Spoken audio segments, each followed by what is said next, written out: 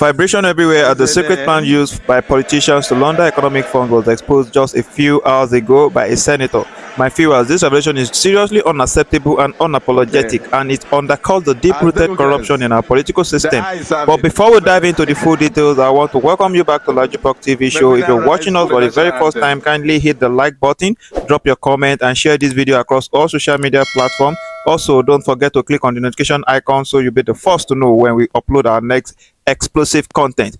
We've got a lot to discuss. We'll be back shortly after this brief. Welcome back to LAJUPOG TV show. The home of crime scene is happening in the street again. The center of political news, celebrity gossip, religious gossip, and happenings in the society. Join us, the voice of Africa. Welcome back, my people. Heavy tension has fallen on Tinubu and Shettima as their secret plan to steal Nigerian funds has been exposed. This is not just another case of corruption. This is a grand scheme that reveals how deeply entrenched these practices are within our government. Can you imagine? These people think Nigerians are fool, continuously playing on our intelligence as if we are not paying attention. Just a few hours ago, Senator Ned Okonkwo, in a bold and unprecedented move, exposed the truth about the Nigerian government and the alarming state of our economy. He did not mince words when he said, and I quote, "There's enough money in the federal government to cater to the economic needs. The problem isn't the lack of resources, it's the government's complete lack of strategic planning and execution." This statement is a bombshell, my people. For far too long, we have been told that the country is broke, that there's no money to fund essential projects, and that austerity measures are necessary. But now, this revelation turns everything on its head. We now know that the money has always been there, but it's been siphoned off by those in power who lack the visions or the will to use it for the public good. In this video, you will hear the full extent of the indispensable act and unreliable actions that our so-called leaders have taken. These are actions that have left our economy in tatters while they live in luxury. I won't bore you with too much talk. Let's hear from Senator Okonkwo himself as he bears the secret that have been hidden from us for so long. We'll be back shortly after this. I understand what every responsible government should do. In any part of the world, governments are there to provide for the people. And aside providing for the people, they must also provide an enabling environment for those who want to do things on their own. So there are basic two functions for me that are so fundamental. But you see, in Nigeria, government don't think that they are responsible for the people, especially for the vulnerable. I mean, how do disabled people survive? You know, how do unemployed people survive? You know, what can the government do to make sure that there's dignity, you know, amongst this class of people? I mean, this function, this duty to provide for the people must be taken seriously. It's not just something you do by way of a show of sympathy. You know, this is what I see from the Ministry of Humanitarian Affairs activities. You know, they make some billions available to the ministry, and then they're like the government charity, basically. No, it's worse than that. You know, what they do, basically, they make some money available to them, and then they go back to their various states and choose who they like. In most cases, they just choose their friends, their families, or even steal half of the money. The money doesn't get to those that are meant to be targeted. So the first thing that must be done to achieve this, because really there's no other way to do this than to tackle it head on. The first thing that must be done is to have a database across board that is reliable, acceptable, dependable. You know, a database that captures everybody. So whether you're working, Charles, you're here, do your news thing, but your details should be on that database. So everybody who is vulnerable, everybody who is working, everybody who is a student, whatever you are doing, your details must be in that database. That way, the government will be able to understand how many millions of Nigerians are in need of basic support. I'm talking about basic support here. It's something that will be enough for people to have some food on their table at the end of every week. In other words, to eliminate the most abject form of destitution. We must do that. Yeah. We must do that. But let's follow this systematically, because you're making some very interesting points here. What you are setting out to try to achieve is a call for the entrenchment of social security in this country, where it becomes an entitlement. It is going to be that way. It must be an entitlement. The government must see itself as having the obligation to provide for those people. I mean, because if they don't do it, but who will? Let me put it this way. I already have a bill to this effect. Well, I was going to ask you that question. I do have a bill, but a bill takes some time to materialize. So you're trying to do it as a kind of multi-headed Precisely, thing. because if the president agrees with me, he can introduce this through some policy statements, or he can easily direct the leadership of National Assembly to get this done as quickly as possible. And in a week or even in 2 weeks, the law can be produced. Well, I'm glad you brought that up, because I was going to ask you, why don't you approach it through the National Assembly? Well, I've done that already. I've done that already. Try to introduce a bill at the Senate that would cover a sort of social security. I have done that, my brother. Right. But the other thing that would be, the argument that would be made from the other side is that it comes amid mounting pressure on Nigeria's public finances. But your thoughts are to reimagine the whole that is where you get it wrong, social security that is where you get it safety net in this country by replacing the Ministry of Humanitarian Affairs with a National Security, Social Security Agency. Just flesh out that idea for us. Look, people think that we don't have money in Nigeria, but we do have money in Nigeria. But we don't have it. All I'm talking about is that there should be some redistribution of this money. So if you're taking 5% from this first line charge from the Federation account, where money is shared every month to the local government, states, and federal government, you just take 5% of that money at source and put into that particular fund. Then every worker across board, whoever you are, you also contribute 5% of your but isn't that income. Already happening? Listen to the in details. This country. Then all other businesses. I'm looking at some kind of a plan that is meant to solve some very, very difficult problems in Nigeria. No, I understand that. So if we take those contributions and put in the fund, we are redistributing the funds, the money available in the system. Because if you let the money go to the local governments, go to the states, go to federal government, most of it are also... That's why you're recommending that it be under the presidency, basically. Yes. So if we have those steady income going into the fund that is managed not through any ministry, directly under the presidency, who wants to achieve some result, who wants to make a difference, the money will be there. And then people stop blaming chairmen, they stop blaming governors, they stop blaming the president, because the money will be there for those class of people that need money. They need money to survive, as I said before. Look, put it this way, if at the end of every week, some guy who is disabled or somebody who is unemployed gets, I don't know, 50,000 naira or 100,000 naira, at least, you cut down on the possibility of frauds and of possibility of crime. Because, and there is the important aspect of dignity, isn't there? Of course, when people know that some money is coming, they'll wait. They won't become desperate as to steal or become involved in crime or whatever it is. And they know it's the entitlement. Just take, for example, when you have displaced people in various camps, they have no means of surviving other than just those handouts. But if people have their expected income every week, and there's a problem in a particular area, they can easily leave that area, go to another area, because they have their credit card, and they know that money is coming at the end of every week.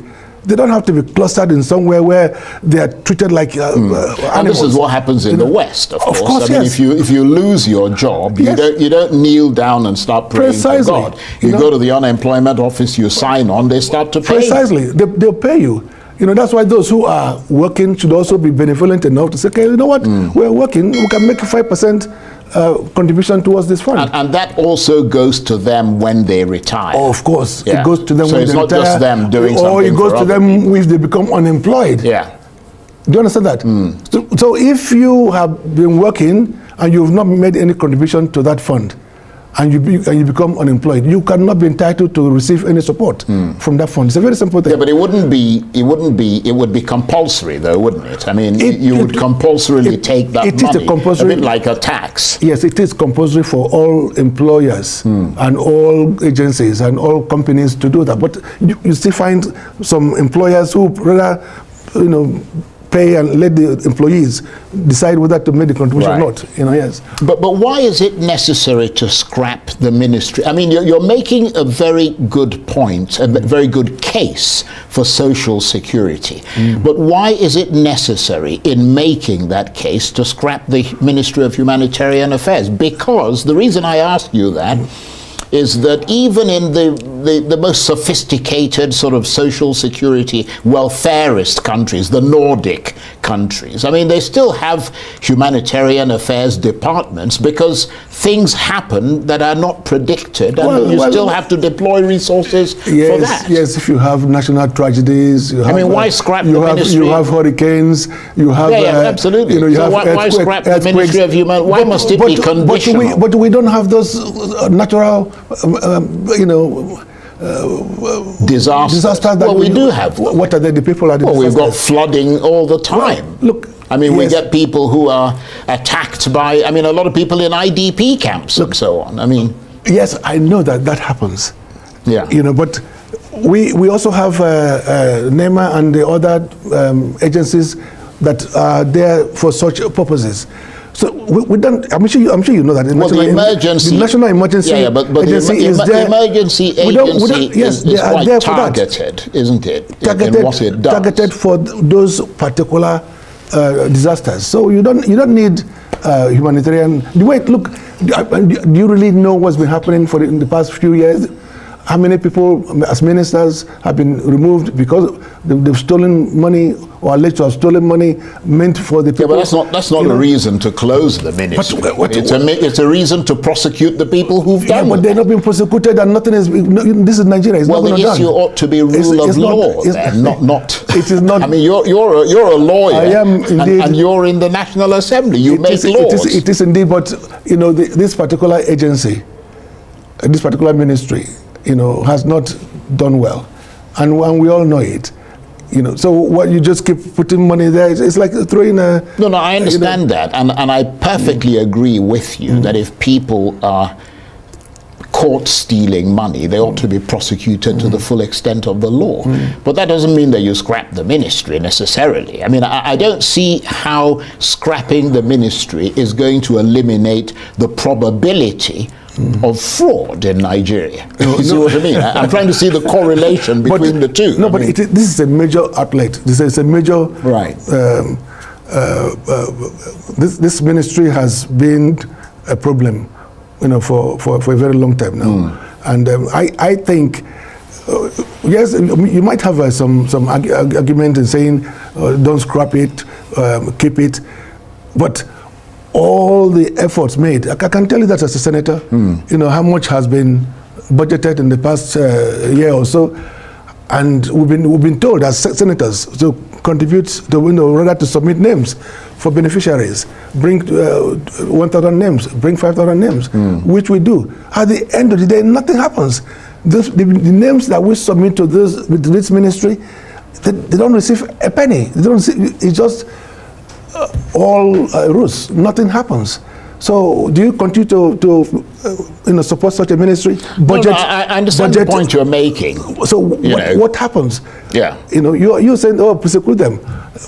What I'm saying is that there is no guarantee that even though you've got a great idea, Nigeria has never been lost on ideas. It's the implementation of ideas that's always been the problem. Well, I'm not here country. to speak for of course. that ministry. You're here to make the case. I am making the case for social security. That people who are vulnerable, people who are in need, people who have nothing to fall back on, should be protected. And I think that is a very legitimate argument. Should be protected by the government. I think that's a very legitimate and a very timely argument, particularly in the context of what is going on in this country today with the cost of living crisis, a lot of people destabilized, I mean, losing their jobs and so on. You've written an open letter to the president.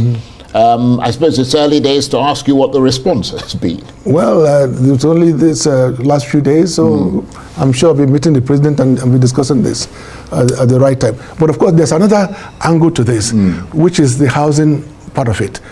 Many people don't have proper accommodation. Yeah. So I'm also looking at how we can provide basic accommodation to those who are in dire need of it. And then, especially for those who are unemployed, those who are vulnerable, as I said before, but at the point where they become employed, they can leave those houses to those who are coming before them.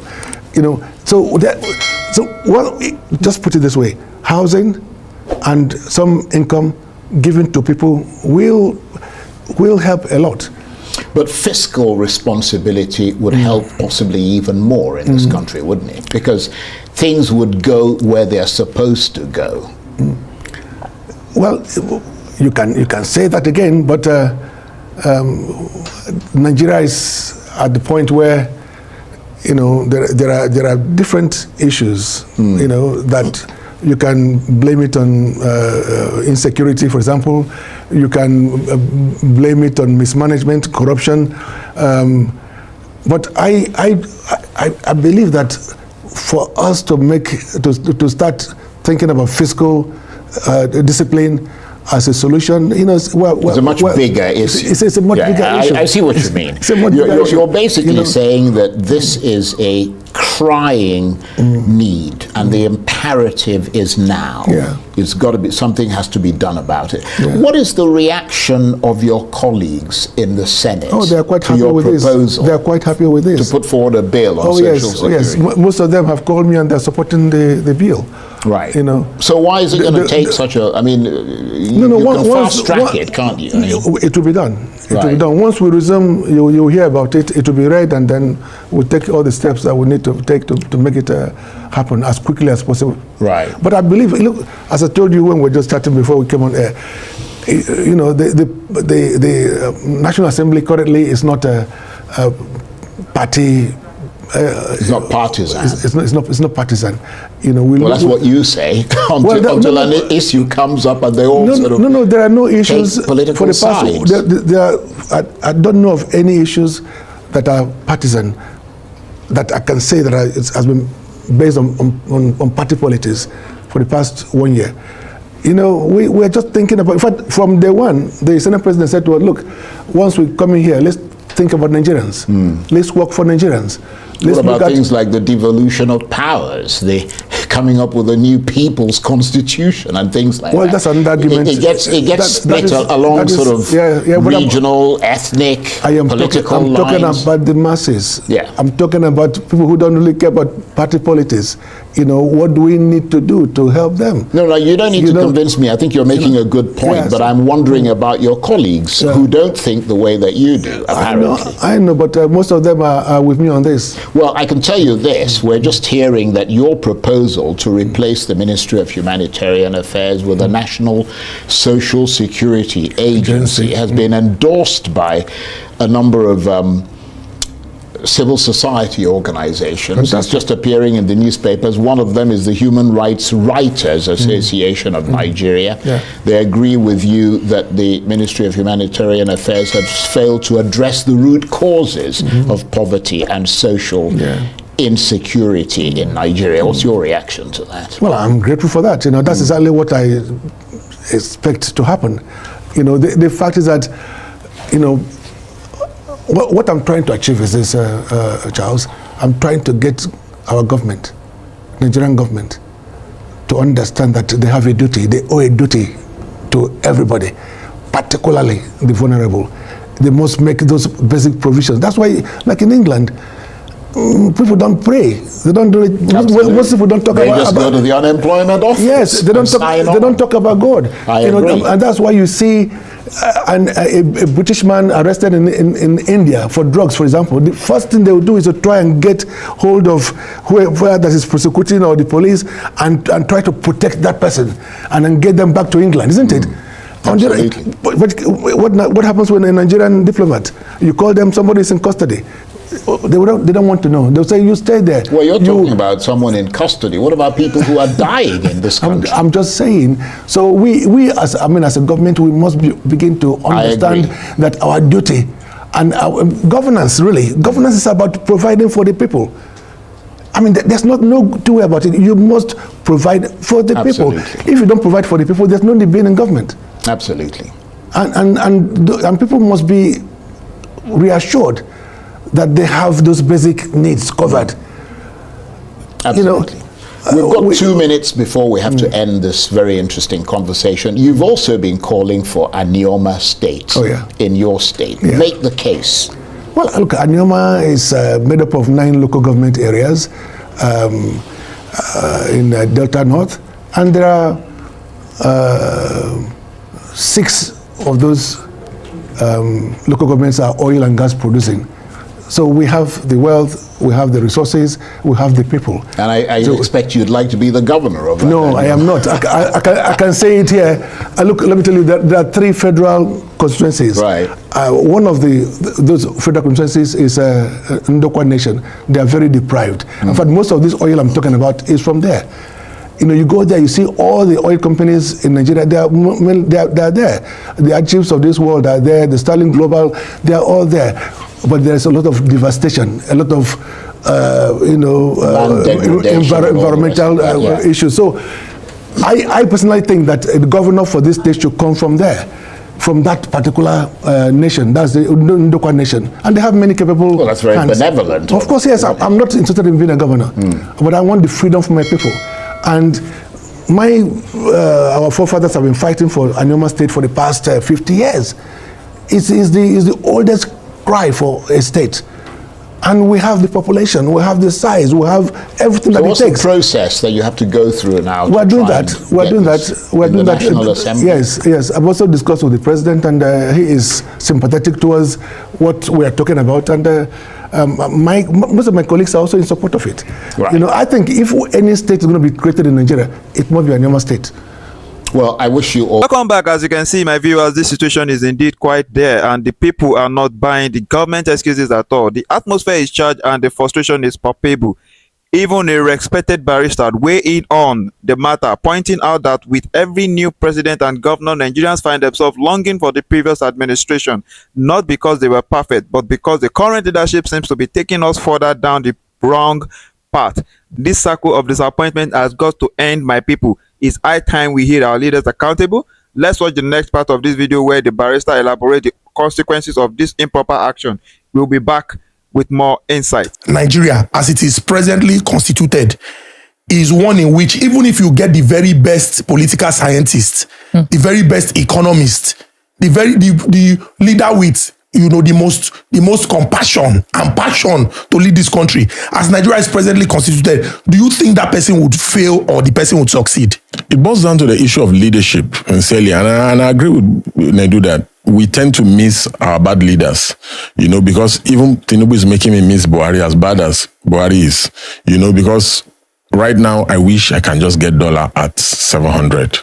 Right now, I wish I can get a crate of egg for even 2,000. I wouldn't mind, but look at the Singaporean example. Look at the Malaysian example.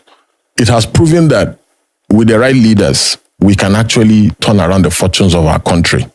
And leadership is not rocket science. simple. How can you remove subsidy? When you remove subsidy from day one, and you said you are going to hit the ground running on day one. That's what he said. But Baba started crawling on day one. After removing subsidy, he did not do anything else. What we now find a situation in NNPC is these guys, they have done everything to frustrate crude oil refining in the country. NNPC is the only agency of government where they produce nothing, but they consume almost all our money. Same thing with CBN. Generate nothing. All they do there is corruption. So, yes, a leader, one single leader from the body language of the president can actually effect change in the country. For instance, this current president is selling our oil assets to his brother, the Wando guy. Whether you like it or not, whether you say it's his cousin, his brother. So when the body language of the president suggests a situation of, patronage, this president has sent an executive bill to the National Assembly. They've extended the tenure of the IG. They want to extend the tenure of the IG in one day. They did accelerated hearing for bill. So you are not sending accelerated bills to the Senate on how to get crude oil to Dangote refinery, on how to make Kaduna refinery work, on how to make Port Harcourt refinery work, on how to make Warri work. All you are concerned about is your friends, your building, expanding your family kingdom, extending or annexing Nigeria as a monarchy. So it shows that he's not ready to transform Nigeria. Look at when the Malaysian and the Singaporean presidential revolutionary president came and he wanted to get things done. The first thing he did was he made a policy to tackle corruption. Because the reason why Nigeria is this bad, I listened to some of your fantastic content here, and you hear somebody said, if you don't give me 20 million, no deal. The reason why we are facing those challenges is because there is no consequence for bad behavior. You see, there's so much corruption in the country. Corruption is the root of majority of the crisis we are facing in the country. If the president does not put his hand in the cookie jar, nobody will dare to put his hand in the cookie jar. Because people know that, and you see, there's no better way of making examples with people than making example with your close friends and family relatives. For instance, if my wife is arrested for corruption, nobody will dare to be corrupt. Even the IG of police will not dare to be corrupt because they know that if this man can arrest his wife or his son, sure. But when your body language supports corruption, supports maladministration, supports tribalism, supports nepotism. See, Buhari came, destroyed this country with tribalism. We were praying, we said, finally Buhari is going. We'll never see this kind of tribalism again. Tinubu came. They will make 13 announcements. 11 is Yoruba. 11 out of 13 is Yoruba. So Tinubu took nepotism to another level. So whether we like it or not, one person can effect change all throughout society. We have seen it. Martin Luther King did it. Mandela did it. The Singaporean leaders and the Malaysian leaders, they've done it. So there's nothing absurd with a Nigerian leader doing same. Sorry, Zinna, don't be angry. You said something about the nepotism that our president came and took it to another level, and one would think, Yoruba now, he's supposed to support his own. Why will you not? Why will you be complaining that they are giving appointment to your brother? What you have to say? You see, the reason why the country is not working is because when Buhari was there, you saw how Northerners were refusing to criticize and lead protests against Buhari. Yes. And now there's a suddenly reawakening in that part of the country, and I'm excited about the reawakening. We have seen an embarrassing show of shame today in Lagos, where people are protesting against the protests in Lagos on the main island. A parody of some sort, whether you like it or not. Nigeria is the theater of the absurd, where the impossibles happen, where the unbelievable happens, where people turn real life situations into comedy and skits. Yes, you see, it's unfortunate that we have a situation where people tend to protect their religion, tend to protect their tribal interests, instead of putting humanity first, the interest of being a human, because you are first a human being before all these demarcations. After all, we were all children of the same parents initially until the colonizers came and carved out maps. Who told you are from the East? Or who told you are from the West? Or you are from this? Who told you that you are Jew and you are Gentile? People came and were dividing boundaries. Somebody came, put a map and said, this is Ghana, this is Nigeria, this is Cameroon, this is Togo. Where were we all before they created the maps? We were somewhere before, our forefathers, our ancestors. So we need to see ourselves more as a human being. I know for a fact that what Tinubu is doing is nepotism, and it is below the belt, and it is wrong. And irrespective of my name or my identity, I'll speak against it. I'm one person that all my life, I've never defended my tribe, I've never defended my religion, and I will never have any reason to do so. Because I feel that your education, your exposure is a waste. Once you begin to sound clannish, and you begin to sound tribalistic, and you begin to speak bigottedly. So for me, that's the least of my worries. For me, I see our nation, I see the continent, I see the world as one playfield that everyone should get equal opportunity. Under Buhari, people were saying they do that. Oh, Buhari is appointing competent people to man these offices that their geography does not matter. If their geography does not matter, why was he not appointing Igbo people? If their geography or their race or their tribe does not matter, why are you telling me that there are no other competent people from South or from the North Central? Are you telling me that look at all the assemblage of people that Tinubu has brought, all his ex-commissioners? Are you telling me that there are no people that can do a better job? Of course there are. Nigerians are the most intelligent in every field of endeavor, but tribalism blinds them. Nepotism blinds them, and they just can't see beyond their immediate environment, the people that he worked with, the people that he's comfortable with. He wants to be, fraternizing with them because he's so close to them. And that is the bane of... Where is your wife from? My wife, she's from Edo State. I want to ask, not really a question. I want you to speak to this issue. Yes. There's this thing that they say, table manners. Yes. You don't talk while you're eating. Yes. Yes. And I remember something that happened with Ibeto Cement. Yes, indeed. And, they frustrated that man, and suddenly it just went off and fizzled out. And there wasn't loud noise. Yes, like this. With the recent happenings with Dangote. Yes. And, I feel like the noise with Dangote is louder. And I didn't, when Ibeto had this issue, Ibeto was also an investor, right? Indeed. In the economy. In the economy of the country. Indeed. Dangote didn't make noise. Yes. The friends of, the people that we know that are speaking up right now did not make noise. Yes. And I'm citing this as an example. I want you to broaden it up. I want you to speak to this issue of people. Is it a typical Nigerian thing that when you're eating, you don't talk? Yeah, you see, you can't shame the shameless. And the shameless are perpetually in the mud of shame, so there's nothing else you can do to discredit them because they've taken an oath of being shameless. So, and that is the situation with Aliko Dangote. He's a shameless guy. No matter how you look at it, he uses Nigerian money to become African richest man every year. So if you open the treasury of Nigeria and you give to Nedu will also be declared the richest man in Africa. All these years, this is what he has been doing. So, and he does not like competition. And that is why the Ibeto Cement example, comes handy easily. He has killed so many businesses. So I don't know why he's now crying. And he's now talking as if he loves the country or he's an activist. And although we don't discriminate, we have a extra large t-shirt for him at the protest in Egu Square on the 1st. If he feels genuinely aggrieved, he should come and join us, because this is the first time that he's been on the receiving end. This is what Nigerian businesses like Ibeto have been receiving for many decades in this country.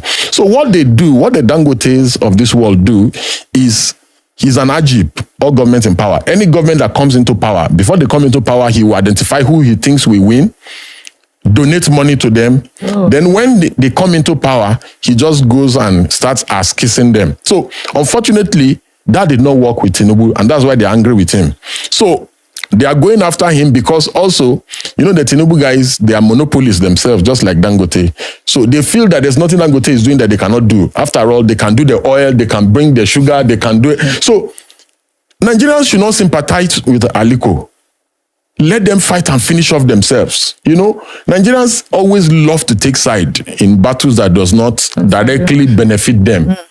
Nigerians should be praying for the ATIKUs of this world and the Tinubus of this world to finish off themselves so that we can pick up the carcass and we can rebuild our country and start afresh. So feel no sympathy for these men. They are heartless. They are extreme capitalists. Their religion is money. They worship money and nothing else. So you mentioned earlier that some people are protesting against the people that want to protest. I want to ask this question deeply because lots of people like you put your life on the line, literally like almost every day shouting. Do you think the Nigerians you are fighting for are deep in their hearts, they are even ready for this change? Do you think they are ready? You see, you don't have to think they are ready. You don't have to do it because of them. You are doing it because of yourself as well. You are doing. See, listen, when you are going by the road and you see a policeman harassing someone, trying to kill the person, the humanity in you makes you stop to want to intervene. Sure. It's not because you are directly affected.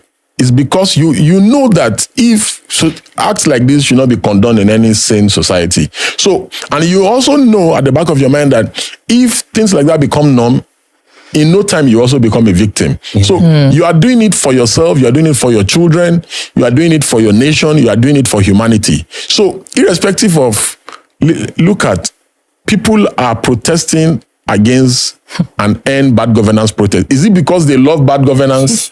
Because you cannot explain it. And that is why sometimes I was on a program on Arise and somebody representing Khan was saying Khan will not join the protest. Khan is pulling out of the protest. And that. I said, you can't pull out of a protest that you were not invited to. You did not start it. You are not the convener. How do you? It's only money, desperation for crumbs from government that can be making people to embarrass themselves that much. He was talking about prayers that we don't need protests. All we need is prayer for our leaders. Wow. Which prayer? Which prayer? Will prayer fix East-West Road? Will prayer end the corruption in National Assembly when one person drives a over 200 million SUV? I should pray for that kind of a person. Will prayer, in this country, one person stole 80 billion naira. So I should pray for that kind of a person. There are people who immediately they change their loot every month. I don't want to mention names. These governors, they are the reasons why dollar is always going up. Because now the money that we should have used to pay for subsidy, Tinubu is taking it and giving it to them. So when he gives it to them, immediately they loot the money. They change the money every month from naira to dollar. So there's so much pressure on the dollar. So those are the kind of people that you want me to pray for. That's what Khan is saying. I should pray for those kind of people. So Nigeria does not need prayer because God is not that jobless to come and be helping you to fight corruption, help you fix the power problem.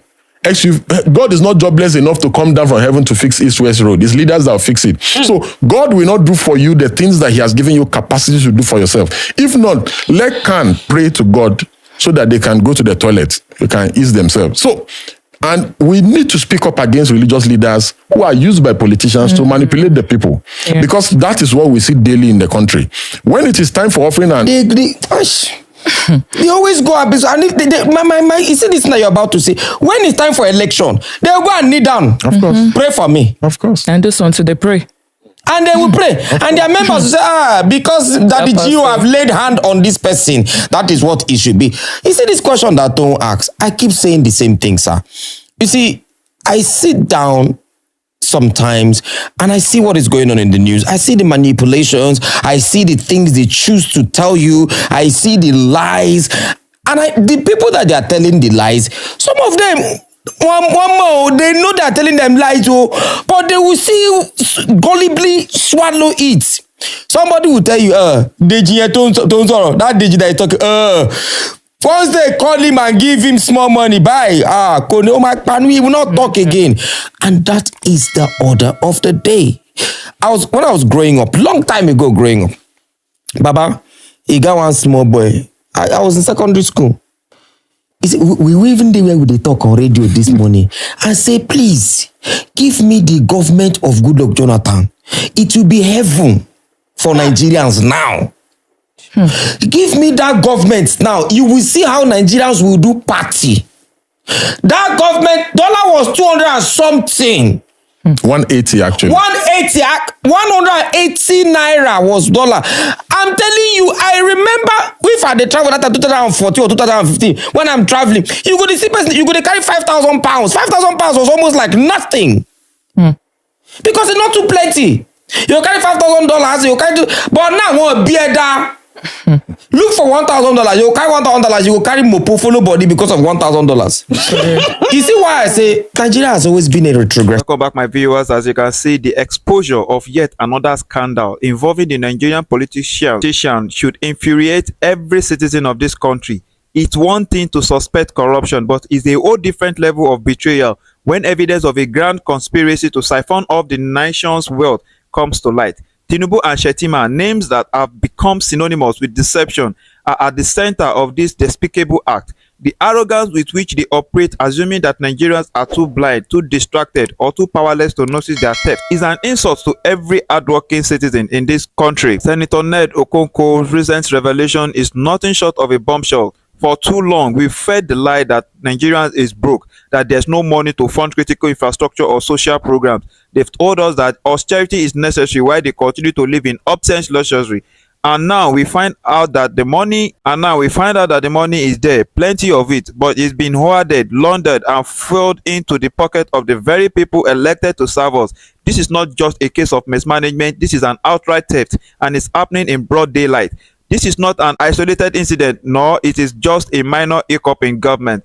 This is a systemic problem, one that has affected every Nigerian level of government. From the president down to local officials, we are seeing a pattern of greed and self-service that has left our nation in ruins. The fact that Tinubu and Shettima thought they could get away with this speaks volumes about the culture of impurity that has been allowed to flourish in Nigeria. They believe they are untouchable because for too long they have been doing it without any hindrance. But where does this leave us, the people? Are we to continue suffering in silence while these politicians steal our future? Every time a new president or governor takes office, we hope for change, but instead we are handed more of the same, if not worse. It's time to stop romanticizing past administration just because the current one is worse. The truth is, the cycle of corruption and incompetence must be broken.